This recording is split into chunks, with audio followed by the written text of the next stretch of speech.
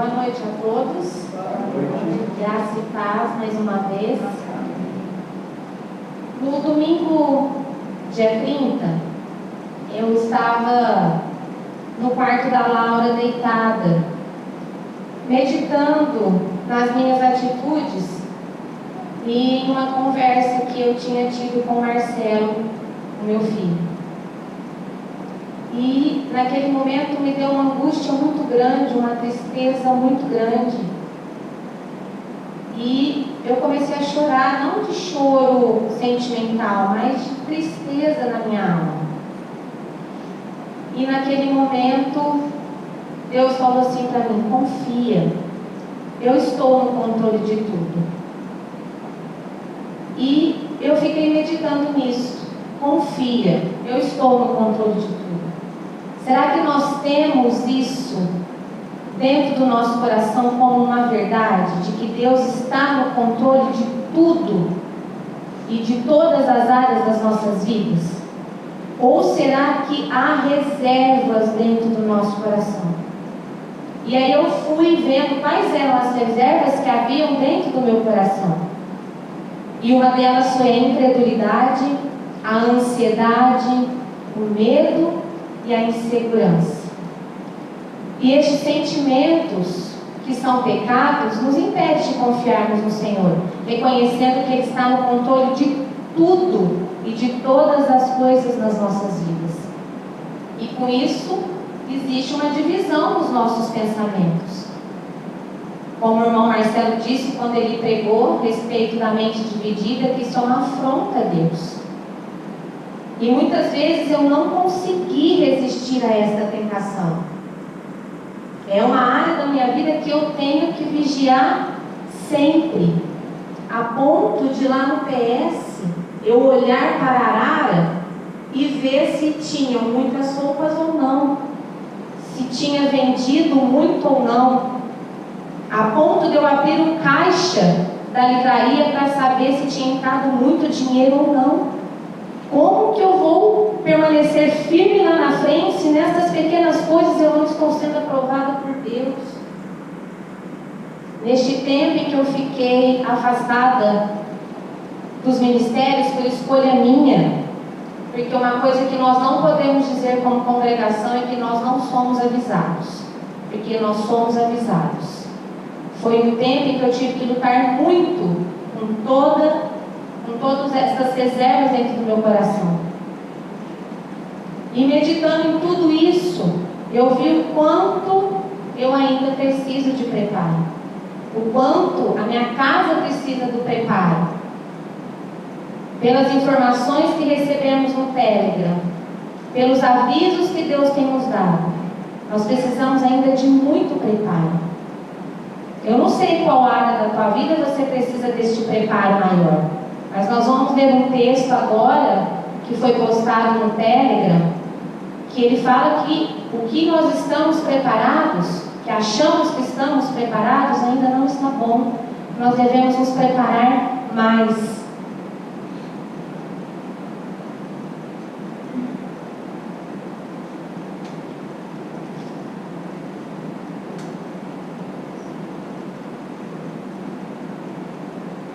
Então, este texto foi retirado da pregação COP27 e a preparação para a primeira fase do decreto dominical. E aqui Ellen White nos diz: preparai-vos, preparai-vos, preparai-vos. Precisais ter maior preparo do que até agora, pois o dia do Senhor vem. Então, se estamos preparados, o Senhor está dizendo, é necessário que haja um preparo maior. Terrível, o dia do Senhor será terrível tanto em ira como em vingança, para desolar a terra e destruir dela os pecadores. Primeiros Escritos, capítulo 66. Temos 2 meses, pois a partir do ano que vem passaremos por tempos difíceis. Este foi o recado de Deus através da nossa pastora. Então nós temos aí 2 meses para que haja um preparo das nossas vidas. Eu não sei se é no físico, eu não sei se é nas emoções, cada um aqui tem que buscar do Senhor qual área que precisa haver maior preparo, porque nós passaremos por tempos difíceis, e Deus é tão misericordioso que está nos dando este tempo para nos prepararmos, porque se não nos prepararmos agora, naquilo que Jesus está insistindo nos nossos corações, nós poderemos negar o Senhor Jesus. Porque a confiança na vida de um cristão, ela é a base da nossa caminhada. Se não houver a confiança e uma fé viva e prática, corremos sério risco. Vamos abrir as nossas Bíblias lá no livro de Êxodo, capítulo 1.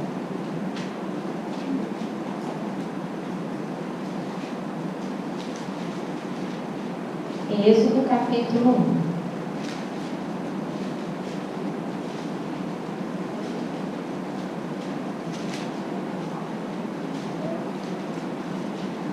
Então aqui José havia morrido, vamos contextualizar. Não somente ele, mas todos os seus irmãos e toda aquela geração. Isso está descrito no capítulo 6. E após isso se levantou um novo rei, que não conheceu José, muito menos os feitos que José havia feito. Que ele armazenou todos os alimentos, impediu a fome lá no Egito, então ele se esqueceu do que José havia feito. E ele, quanto mais ele afligia o povo, mais o povo se multiplicava. E ele afligia o povo com medo de que houvesse a união dos povos para que guerreassem contra o povo do Egito. E no versículo 15 nos diz o seguinte: e o rei do Egito falou às parteiras hebreias, das quais o nome de uma era Sifrá e o nome da outra Puá. Sifrá significa ser justa, bela, e Puá significa esplêndida, ou seja, era uma mulher que brilhava Jesus. E essa beleza, eu creio que o Senhor viu nela, era a beleza interior. Porque eu creio que nessa época, devido à multiplicação dos israelitas, haviam muitas parteiras. Mas Deus viu no meio de todas aquelas mulheres, duas mulheres que eram justas e belas aos olhos do Senhor. E esplêndidas, ou seja, que brilhavam à luz do mundo que era Cristo Jesus. Versículo 16. E ele disse: quando fizerdes o trabalho de parteiras, mulheres hebreias, e as virdes sobre os assentos, se for filho, você mate. Mas se for filha, ela deverá viver. Mas as parteiras temiam a Deus e não fizeram conforme o rei do Egito lhes ordenara, mas salvaram os meninos, deixando-as viver. Então, além de Deus ter visto no coração delas que elas eram justas, que elas eram belas e elas refletiam Jesus, elas eram mulheres que temiam a Deus. Aqui falam de mulheres, mas nós vamos aplicar como igreja. Nós sabemos que mulheres em profecia é igreja. Então Deus viu que elas temiam a Deus. E elas aqui foram colocadas à prova em suas confianças. E elas escolheram não honrar a Deus, não temer a Deus, mas não temer aos homens, mas temer a Deus. E eu li algo de um estudo que diz o seguinte: o temor a Deus é a única razão pela qual podemos dizer não ao que está errado. Então, se eu temo a Deus, eu vou dizer não àquilo que é errado. Mas, se eu não temo a Deus, eu direi sim. Mas se eu temo a Deus, eu direi sim ao que é certo. O temor a Deus é a única razão pela qual podemos dizer não ao que está errado e sim ao que está certo. E muitas vezes eu disse sim ao que era não, e eu disse não ao que era sim. E a última situação em que eu não temi a Deus, recebendo o aviso dele, foi em julho, quando Deus falou: não vá atrás de justiça, com relação ao vestibular que o Marcelo tinha passado. Mas o que eu fiz? Eu desprezei o temor de Deus, o não de Deus, e disse sim à minha vontade. E aquele momento era mais uma vez Deus avaliando a minha vida para saber se eu tinha condições de voltar ou eu permanecia. Então, o que Deus quer de nós é que haja um temor, uma busca pelo verdadeiro temor, porque se não houver, nós poderemos dizer sim ao não e não ao sim. 18. E o rei do Egito chamou as parteiras e lhes disse: por que fizestes esta coisa e salvastes os meninos, deixando-os viver? Então, neste momento, esta atitude destas parteiras implicaria as suas mortes. Elas poderiam perder as suas vidas, porque elas foram contra a ordem que o rei havia dado. Deus falou: mate todos os meninos e preserve as meninas. Mas como havia temor no coração delas, elas disseram: não, eu não vou matar. Então, a atitude delas fez com que Deus as livrasse do perigo de morte de uma forma iminente. Foi naquele momento. E nós também seremos levados diante a reis e poderosos, onde nós vamos falar para eles a verdade, e eles tentarão nos confundir com a mentira.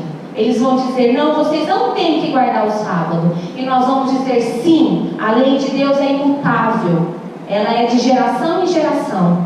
E por toda essa verdade que nós professamos, eles estarão irados conosco, como o faraó ficou, o rei do Egito ficou irado com ela. Mas toda arma forjada não prevaleceu. Ele continuou tentando. Mas a vontade de Deus é soberana sobre todas as coisas. E neste momento em que nós estivermos frente a estes reis e a estes poderosos, aqueles que serão mártires poderão perder as suas vidas. Mas aqueles dentre nós que serão 144.000 permanecerão vivos. Mas independente se formos um ou outro, o que Deus espera de nós como igreja é que seja gerado, que seja preparado, desenvolvida esta confiança. E nós vamos passar por coisas difíceis lá na frente. E hoje o que passamos é um preparo para desenvolvermos ela. E elas escolheram não negar o nosso Deus. E a Ellen White fala que o motivo pelo qual elas resolveram não negar a Deus era pelo fato da lei de Deus estar gravada no coração delas. Este era o fator principal que havia no coração dessas parteiras: o temor pela guarda da lei de Deus. Então, a consequência de suas escolhas foi o livramento iminente de suas vidas.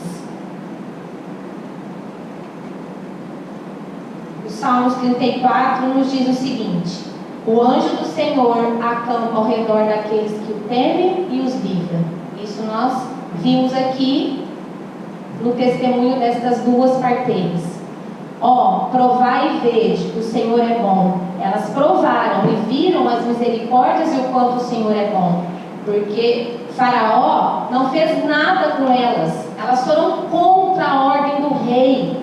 Elas não mataram. E Deus livrou elas. E nós vamos ver que essa escolha pela confiança não trouxe apenas benefícios para ela, mas para a família delas. Abençoado é o homem que confia nele. Temei o Senhor, vós seus santos, porque não há escassez para aqueles que o temem. Então nós não vamos passar escassez, seja ela qual for. Esse é o tempo de buscarmos o alimento, de nos alimentarmos, de enchermos o nosso tanquinho de fé, de nos prepararmos para o que está por vir. E não haverá escassez para aqueles que o temem.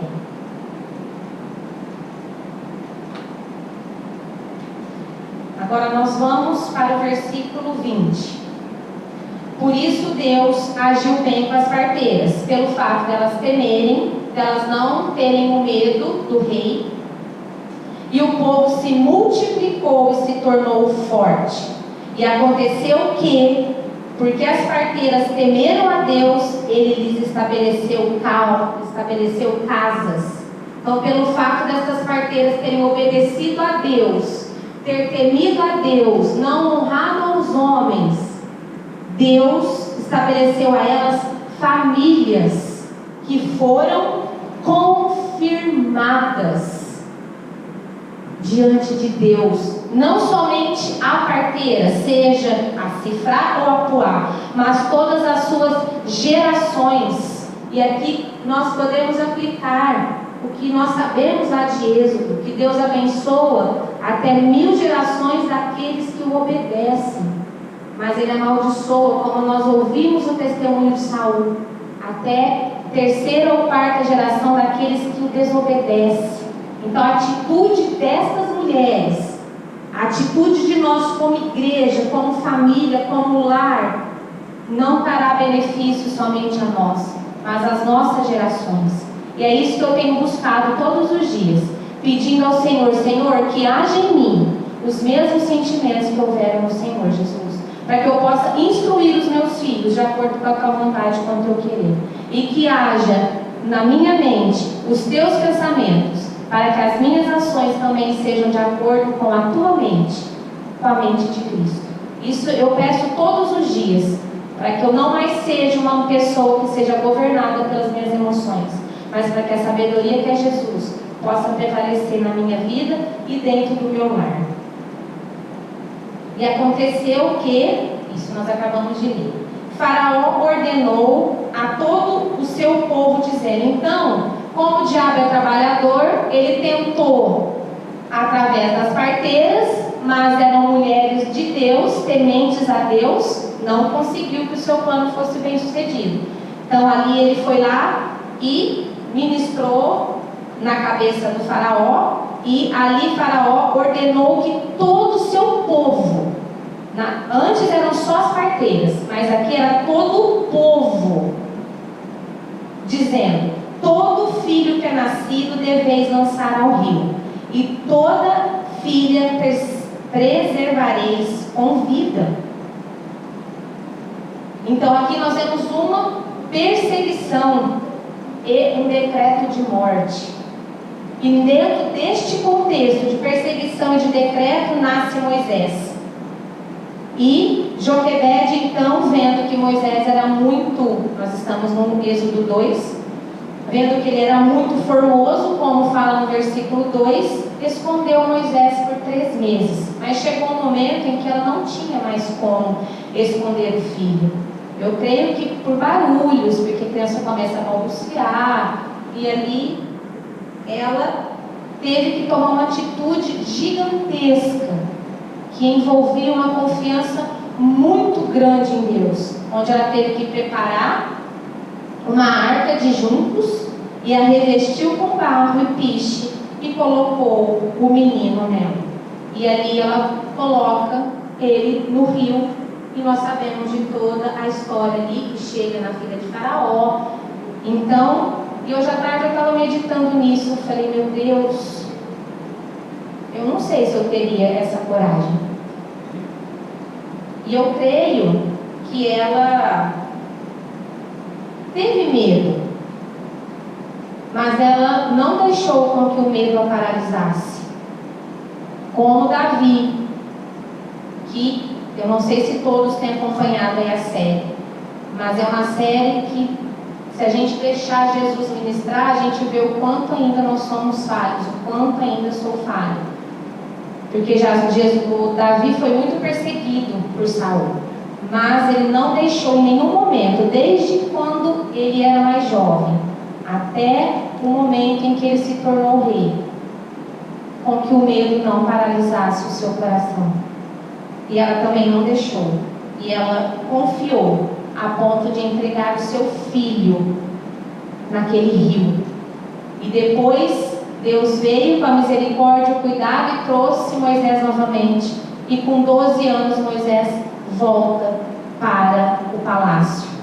E mais uma vez, Joquebede é colocada à prova, no sentido de confiar, de que toda a instrução, porque aqui nos estudos da Ellen White ela fala que ele estava profundamente enraizado no campo dos seus primeiros ensinamentos. Então, nesse tempo em que ele viveu com ela ministrou a verdade.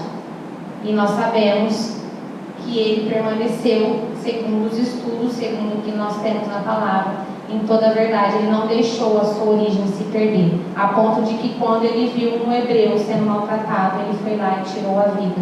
E mais uma vez ela foi colocada à prova nessa questão de confiança, porque ali Moisés foi para Midian, passou pelo deserto por 40 anos, e eu creio que a palavra não fala, porque fala que quando ele voltou para o povo e para os anciãos. Mas eu creio que todos esses 40 anos aí em que ele permaneceu foi um tempo em que Deus também lapidou um pouco mais o coração de Joquebede com relação a confiar. E para concluirmos a palavra do louvor, aplicando para essa questão do que o pastor disse de levarmos a palavra às pessoas por meio de duas mulheres. O povo se multiplicou e se tornou forte. E se nós formos fiéis a Deus, obedientes e tementes a Ele em todo o tempo, nós teremos condições de levarmos toda a verdade lá fora. E o povo que perecia por falta de conhecimento se tornou forte e viu grande luz, como a pastora orou aqui no início do louvor. Se com duas pessoas Deus fez grandes coisas, imagine conosco, que somos uma igreja de aproximadamente 60 membros. Então, que no nome do Senhor Jesus, nós possamos nos preparar todos os dias um pouco mais, para que possamos estar fortalecidos na força do seu poder, estarmos firmes frente a todo e qualquer desafio que está proposto a mim e a você. A igreja pode se levantar e esse louvor diz o seguinte: o meu melhor quero te dar. E através do texto nós vimos que nós devemos nos preparar um pouco mais. Então dê o melhor ao Senhor, porque esse é o tempo de nos prepararmos e de darmos o melhor ao Senhor. Amém?